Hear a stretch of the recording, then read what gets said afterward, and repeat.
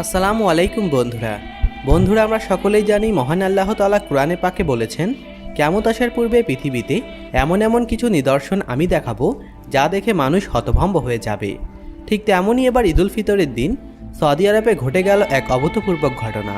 যে ঘটনা দেখা মাত্রই সেখানকার স্থানীয়রা অবাক হয়ে গেল। কেউ এটাকে কিয়ামতের আলামত বলে স্বীকৃতি দিয়েছে, আবার কেউ আল্লাহ তাআলার গজব বলে চালিয়ে দিয়েছে। তবে আসলে এটা কি?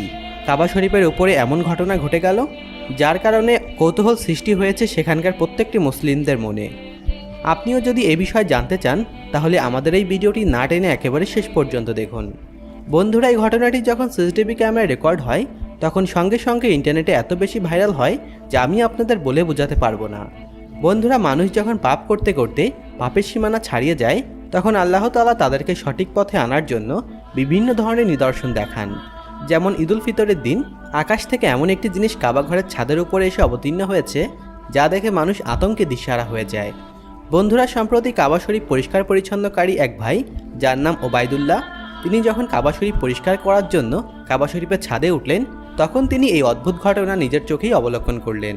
যে দৃশ্যটি দেখার পরে সে কখনোই কল্পনা করতে পারেনি যে তার নিজের চোখে সে এমন দৃশ্য দেখতে পারবে। সে যখন কাবা শরীফের ছাদ পরিষ্কার করছিল তখন হঠাৎ আকাশের দিকে চোখ পানে তাকিয়ে দেখল বাম পাশের আকাশ থেকে কি যেন একটি সাদা রঙের জিনিস কাবা শরীফের ছাদে এসে ধপাস করে পড়ল।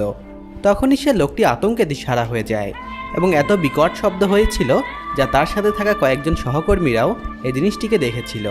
যখনই তারা এই জিনিসটির কাছে যায় তখনই এই জিনিসটি অদৃশ্য হয়ে যায়। তবে কি ছিল এই জিনিসটি, আর কেনই বা কাবা শরীফের ছাদের উপরে এসে এভাবে অবতীর্ণ হলো? আপনারা যদি জেনে থাকেন তাহলে অবশ্যই আমাদের কমেন্ট করে জানাবেন। আর এই দৃশ্যটি সেখানে থাকা সিসিটিভি ক্যামেরায় রেকর্ড না হলে আপনি কখনোই এই দৃশ্য দেখতে পারতাম না। যদিও তারা বলতো এমন জিনিস তারা দেখেছে, তারপরেও আমরা তাদেরকে মিথ্যা বলে প্রমাণ করতাম। দেখুন এক নজর ভিডিওটি।